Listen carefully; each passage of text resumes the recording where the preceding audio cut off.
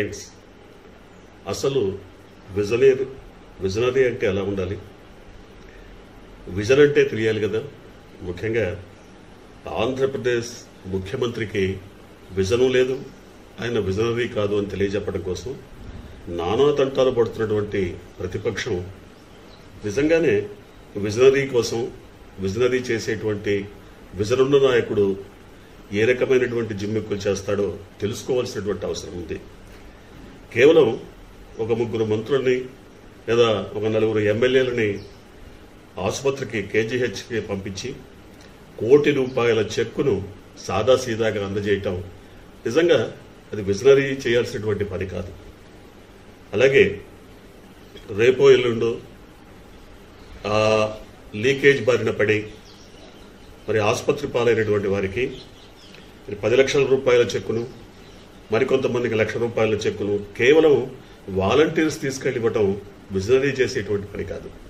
నిజానికి కేవలం ₹3 లక్షల ముష్టి ₹3 లక్షల పడేసిన దానికి 30 కోట్ల ప్రచారం ఇచ్చి దాదాపుగా భూమి ఆకాశం ఈన్నట్టు జనాలందరినీ, ఆశా వర్కర్లను లేదా అంగన్వాడీ టీచర్లను, స్కూల్ పిల్లలను నడి ఎండలో నిల్చోబెట్టి మరి విజనరీ తాతయ్యకు చేతులొప్పుతూ జేజేలు పలు డయాస్ మీదకి వచ్చి 3 ముక్కలు మాట్లాడే లోపు 3 రోజుల క్రితమే వచ్చినటువంటి పేపర్లలో విజనరీ తాతయ్య కోసం ఘనమైనటువంటి ప్రకటనలు, 100 కోట్లు 1000 కోట్లు తగలేసి నడుపుతున్న పేపర్లలో మళ్లీ కొత్తగా ప్రకటనలు ఇచ్చి మరి ఘనమైనటువంటి ప్రకటనలు, సభలు, సమావేశాలు ఇవన్నీ కాకుండా భారీ సెట్టింగ్లతో వేసినటువంటి వైజాగ్ సభలో ఎల్జీ సంస్థ గొప్పతనాన్ని పొగుడుతూ కీర్తిస్తూ మానవ తప్పిదం కాదని,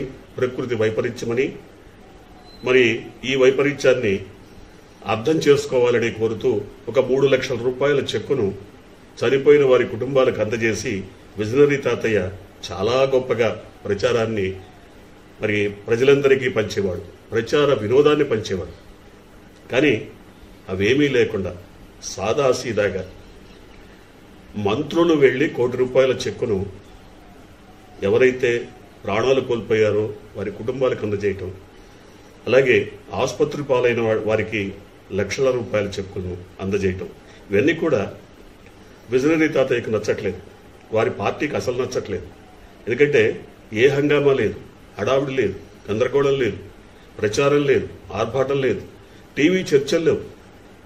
నిజంగా 3 లక్షలు కనుక విజనరీ తాతయ్య ఇచ్చి ఉంటే చనిపోయిన వారికి దాని మీద 3 రోజుల పాటు ఏకమేగిన చర్చలు, గొంతు చించుకొని అందులో కొంతమంది తెలుగుదేశం నాయకులు కాస్త బండబాబులే, వారు గొంతు చించుకొని మరి విజనరీ తాతయ్య కోసం ఆయన గొప్పతనాన్ని కీర్తిస్తూ భజనలు, చర్చలు, భజనలు ఇవేమీ లేకుండా కేవలం సాదాసీదాగా జనంలోకి దూసుకెళ్లిపోతున్నటువంటి జగన్ను చూసిన తర్వాత మరి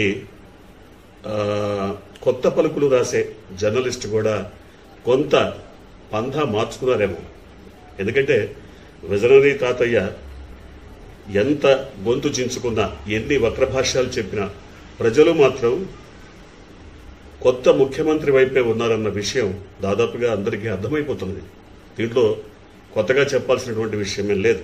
ఆయన దూసుకుపోతున్నారు. ఎక్కడా ప్రచార ఆర్భాటం లేదు, హంగామా లేదు, హడావిడి లేదు, ప్రకటనలు లేవు. కానీ చాపకంద నీరులా ఆయన తన పలుకుబడిని పెంచుకుంటూ పోతున్నారు. ఎల్జీ సంస్థ తప్పిదం కావచ్చు, లేదా వైఫల్యం కావచ్చు, లేదా మరొకటి కావచ్చు, ప్రాణ నష్టం జరిగింది, ఆయన స్పందించారు. అట్లాగే బాధితుల కుటుంబాలను ఆదుకోవడానికి తన వంతు సహకారం అందించారు. తక్షణం అక్కడికి వెళ్లి వారందరికీ బాసటగా నిలిచారు. ఇవన్నీ కాకుండా అందరూ కోరుతున్నట్టు ఆ సంస్థను తరలించలేదు, లేదా వారందరినీ అరెస్టు చేయలేదు. ఎవరినో ఒక్కరినన్నా అరెస్ట్ చేయాలి, కలెక్టర్నన్నా, ఎస్పీనన్నా ఏదైనా అరెస్ట్ చేస్తే ఆ ముచ్చట కూడా చూడాలి అని భావిస్తున్న వారందరికీ ఏమాత్రం సమాధానం చెప్పకుండా ఆయన ఫ్యాక్టరీ తరలింపుకు మరి పథక రచన చేస్తున్నారన్న వార్తలు వినపడుతున్నాయి. అంటే అతి కొద్ది రోజుల్లోనే జనావాసాల మధ్య నుంచి ఇలాంటి రసాయన ఫ్యాక్టరీలను తరలించడానికి ఆయన ఉద్యుక్తులవుతున్నారు. కొత్త జీవోలు తీసుకురాబోతున్నారు. ఎల్జీ పాలిమర్స్ ను కూడా తరలిస్తారు అనే అంశాలు బయటకు వస్తున్నాయి. అది అతి త్వరలోనే తెలిసే అవకాశం ఉందని కూడా చెప్తున్నారు. ఏది ఏమైనా విజనరీ తాతయ్య పాపం ₹1,00,00,000 ఇస్తే ప్రాణాలు వస్తాయా, లేదా ఎక్కడో జగన్నాథ రథచక్రాల కింద చనిపోతే, లేదా ఇంకెక్కడో బస్సు యాక్సిడెంట్లో చనిపోతే, ఇంకో సందర్భంలో చనిపోయిన వీరందరినీ తన అకౌంట్లో మాత్రం 3 లక్షలకు 4 లక్షలకు 10 లక్షలకు జమ కట్టి వాళ్ళ ప్రాణాలు వస్తాయో లేదో తెలియదు, కానీ కనీసం బిచ్చమేసి కొంతమందికైతే కొన్ని సందర్భాల్లో చనిపోయిన వారికి ఇప్పటికి కూడా బకాయి పడ్డటువంటి గత ప్రభుత్వ అధినేత మరి శుద్ధులు చెప్తుంటారు. ఏ హంగామా లేక, ఏ గడావిడి లేక, ఏ గందరగోళం కనపడక ఆయన పాపం చాలా బెంబేలెత్తిపోతున్నారు. మరి జయము జయము చంద్రన్న పాటలు వినపట్టలేదు, ఆయనకి కీర్తి ప్రసంగాలు ఎక్కడ కనపట్టలేదు. హడావుడి హంగామా, మరి కళ్ళు మిరిమిట్లు కొలిపే సభలు ఇవన్నీ జరగటం లేదు. సాదాసీదాగా జనంలోకి ఏదైతే బాధితులకు ఇవ్వాల్సినటువంటి పరిహారం ఉందో అది వెళ్ళిపోతోంది. వాలంటీర్లు ఎక్కడికెక్కడ ప్రతి 50 కుటుంబాలకు ఒక వాలంటీర్ చొప్పున వారి పనులు వారు చేసుకుపోతున్నారు. ప్రభుత్వం నడుస్తుందా లేదా అనిపిస్తోంది, కానీ ప్రభుత్వం చాప కింద నీరులా కొనసాగుతూనే ఉంది. ఇందువల్ల తెలుగుదేశం ఎన్ని చెప్పినా, ఎన్ని మాటలు మాట్లాడినా ప్రభుత్వానికి వ్యతిరేకంగా ఇవన్నీ వృధా ప్రయాసగానే భావించాలి. చూద్దాం, ఇప్పటికైనా మరి జయము జయము చంద్రన్న పాట వినిపిస్తున్న భావనలో ఇంకా బతుకుతున్నటువంటి తెలుగుదేశం కార్యకర్తలు, నాయకులు, ఆ పార్టీ అధినేత మరి ఇప్పటికైనా మేల్కొంటారో లేదో చూద్దాం.